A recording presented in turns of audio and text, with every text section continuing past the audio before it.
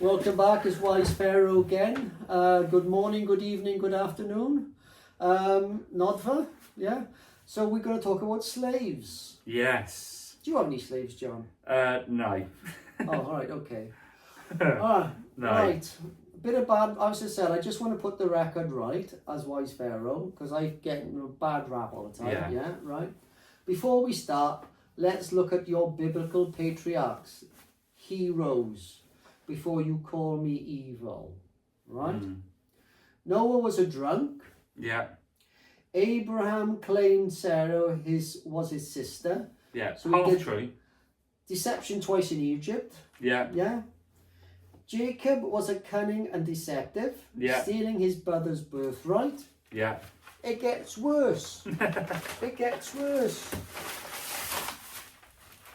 So look at slaves.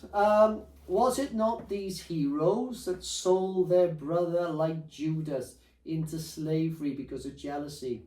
Who was it? So who are you to judge me, Pharaoh, on slavery? You sold your brother Joseph, wasn't it? Right? He was sold by the... God never said, therefore, let my people go, because they are my property. The slaves are my property. Yeah, you've got slaves. Why can't I have slaves? Yeah? One rule for one and one rule for another, I think. Abraham had slaves. Yes, Abraham had slaves. Yeah. Genesis 12:16, male and female. Abraham had wives. So don't tell me, let my people go, because you've got property. Yeah. Yeah. Then I'm going to talk about rights a sec. Sorry to go on. Do you want to stop there? I'm going to stop there, and then we're going to talk about rights. Okay. So you go on then. Your biblical heroes, yeah. Yes. Had slaves, and now you're as property, and you're telling me let my people go. Yeah. Okay. How do I start? Right, Pharaoh. You and Noah and Jacob and Abraham have all got something in common. Other than you all kept slaves, and that is that you're all descendants of Adam, Right. who fell into sin. Right. And it's in a sinful, broken world. Right. The consequence of that and sinful hearts that people make horrific choices that deny God's teaching and God's love for fellow man. The difference between these heroes and you is that they put their faith in God for salvation. And that's why they're heroes. It's not because they're perfect. It's because they're broken fools, yet put their trust in God for their salvation. So I call you to do the same, Pharaoh. Put your trust in God. Don't put your trust in slaves. Don't put your trust in the natural order of things. Right. Put your trust in God. When you're weak, He is strong. Well, can't I just put my trust in the gods? One God seems a little bit sort of... Yeah, but this one God is... Why skimp? He's the true living God, as your pantheon of gods are all man-made reflections of self and fallen desires. And in fact, they burden you to be who you're not, as God allows you the freedom to be who you truly are, which is a broken mess. Be honest about that, and He will redeem. Well, I don't feel like a broken mess in my palace. No. But some of your choices are great. As I said, I got to be honest, I do have a lot on my mind. I have got an empire to run. Yes. Yeah, and I need slaves. Yeah. That's the way it is. Anyway, so, okay, so you're saying that our pastor is trying to say, let Wise Pharaoh translate, is that even though you're a mess and all that, you can take it that God, whatever state you're in, will use you as a broken man. Amen. Or a broken woman. Amen. Any situation in life. Yes. Right. Yeah. Okay. Yeah. You're supposed to be doing the preaching. Yeah, yeah. You're doing a good job, Pharaoh. Okay. Yeah. Yes. Right. Rights. Rights of slaves in Egypt. Our slaves were prisoners of war, committed crimes, those born into slavery. We had three types of slaves, yeah? There was the chattel slavery. Slaves, there was legally the personal property of the slave owner. Yeah, bond labour, also known as debt slaves, because you fall into debt, you've got to pay your debts back. Yeah. And then we had forced labour employed against their will. They would have been sort of like people we've had, sort of like prisoners of war and all that. Or, Yeah. Yeah. So Yeah. there were three types of slaves, yeah. Now, me, wise Pharaoh, Yeah. right? We had, as I said, we give rights to slaves. Yeah, we had, they had limited legal rights. They could own property in Egypt. Yeah, marry. Yeah. In some cases, work for wages as well. You know, and sometimes earn their freedoms. Yeah. Right. So I think I'm pretty good. Yeah. I think I'm pretty good. That's pretty fair. I think. Yeah, considering the situation. Yeah. Right. And I did that because I think sort of you've got to give people a little bit of hope as well. See? Yeah. Yeah. Yeah. You did take away their day off and take away their straw to make bricks with. Well, because they were lazy. Okay. Hang on a second, right? Yeah. Okay, I'll come back to that. Okay. One. Okay. Israel. Yeah. A Hebrew who owns a slave, right? Yeah. So they are an indented servitude. Yeah. Yeah. It was temporary. Was fixed after 6 years. Yeah. Yeah. Treated as servants or hired workers. And they had financial grants slaves as well. So they were, if you were a Hebrew slave, you had different rights. You had more rights than a Gentile slave. Yeah. That's two-tier slavery. Yeah, I'm not going to talk about two-tier stuff, but it's something else. Contrast that with a Gentile slave as a Hebrew, right? Yeah. Permanent property, right?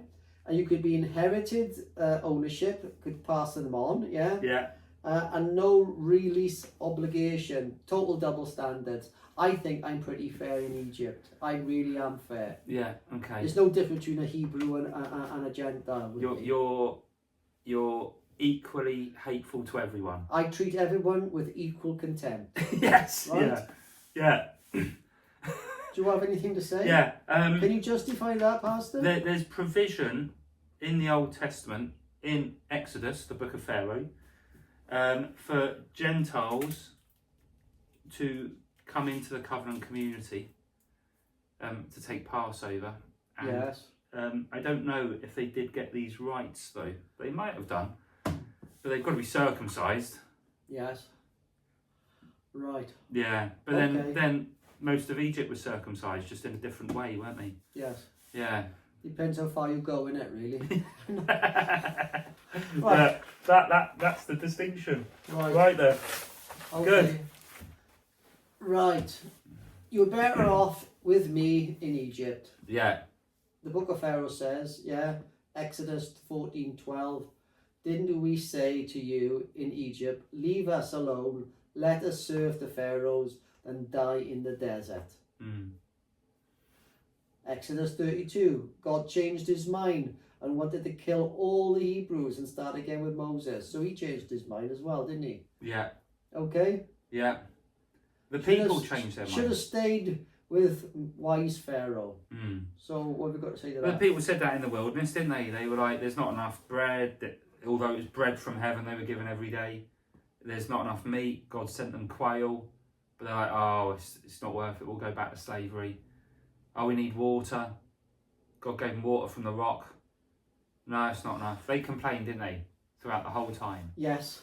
But the reason being is, they've got the same issue that you have, Pharaoh.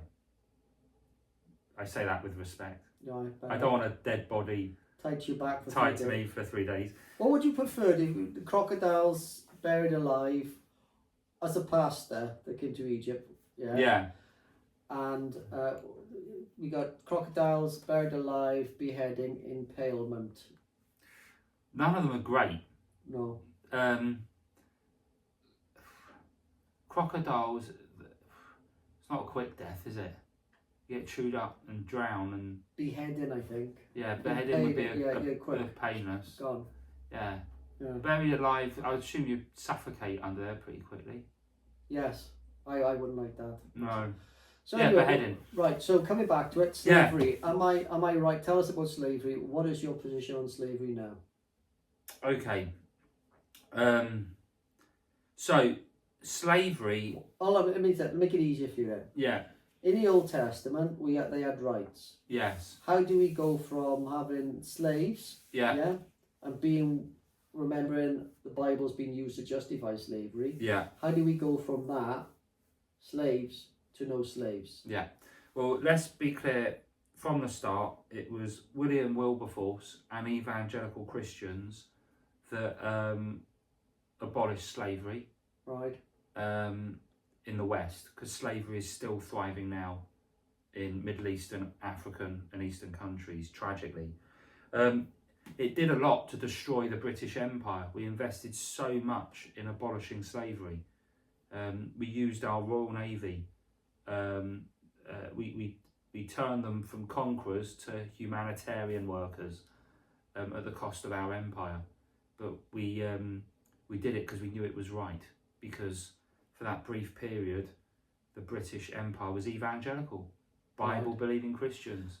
So what was the thinking? Because you had, like, in the American Civil War, you had Christian against Christians. Yeah, and that was over slavery as well, wasn't it? Slavery was part of the reasoning behind it. So what is the biblical position on slavery? How you get a Christian? So the danger is anyone can get the Bible to say what they want it to say. Right. And that's what people were doing for their own gains. But that's not what the Bible does. Not advocate slavery in that sense. So when people think of slavery today, we think of roots. And the transatlantic slave trade, which was barbaric and awful. But the slavery that Paul references to in his letters was very different. You didn't have a monetary economy like we did today. So people would work for bed, board, healthcare, education. It was just not transactional. And they were called slaves. They had the freedom to leave every 7 years on Jubilee. They could choose to remain under their masters, and they got an earring for doing so. And they were allowed to marry and have children. And the slavery that Paul is speaking of here shouldn't be understood as the transatlantic slavery. A lot of it was voluntary, and it was a basis of their economy. That's not to say that there wasn't abuses, which is why Paul in his letters says that if you are a master of slaves, in that context, you've got to keep them well and treat them as image bearers of God, and not beat them but love them. So the system, although as a Christian I'm totally against slavery, I'm saying we'd be wrong to judge the slavery mentioned in the New Testament as like that of the transatlantic slave trade. And we've got to understand that the Bible doesn't advocate slavery. What Paul is doing is saying in that previous system, you need to treat your slaves right and respect them. And a master and a slave would go to church, and as soon as they got over that threshold into the place of worship, they'd be equal before the eyes of God. Both sinners set free by Christ, which is a beautiful thing, liberating. You see, in Egypt, right? Yeah. So you're saying a Christian slave and a Christian master then would be brothers. Yes. Now, see, under my slavery in Egypt, no way would a slave even be nowhere near a brother to me. Yeah, but that's because, Pharaoh, you worship the natural order. You have a Darwinian hierarchical approach to life, where you're the big dog on the top of the food chain. Oh, thank you. Yeah. Right. As Christianity liberates you from that, and it's a worldview that's built on the truth of our supernatural God, who declares that those will be last will be first, and in weakness we're made strong. Right. Mm. Well, I gotta be honest here. Looking at the modern Western society and all that. Yeah. I've got an idea, a business idea. Okay. Right? Yeah.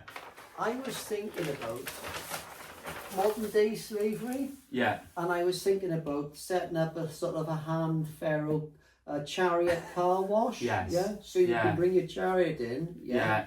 I could get people who possibly sort of like, you know Yeah. what I mean, and were quite cheap, Yeah. and wash your car for you, chariot, sorry, and possibly actually deliver some stuff for you and work on the cheap. Yeah. Below minimum I wage. think that it would help your economy. I got it. I'm thinking about doing it in Egypt, Yeah. inside the pyramids. Isn't it interesting that the decline of Christianity in our country has seen an increase in unfortunate provisions such as this? All I'm going to say, there's a lot of little pharaohs in Westminster. Yeah. Westminster. Yeah. Yes. Yeah. It's tragic. Yeah. So there we are. Well, thank you. Thank you, Pharaoh, for your time. I might take on board some of your recommendations. Yeah. Right. So there we are. So slavery. There we are. Yeah. Thank you, everyone. Ta-ra then.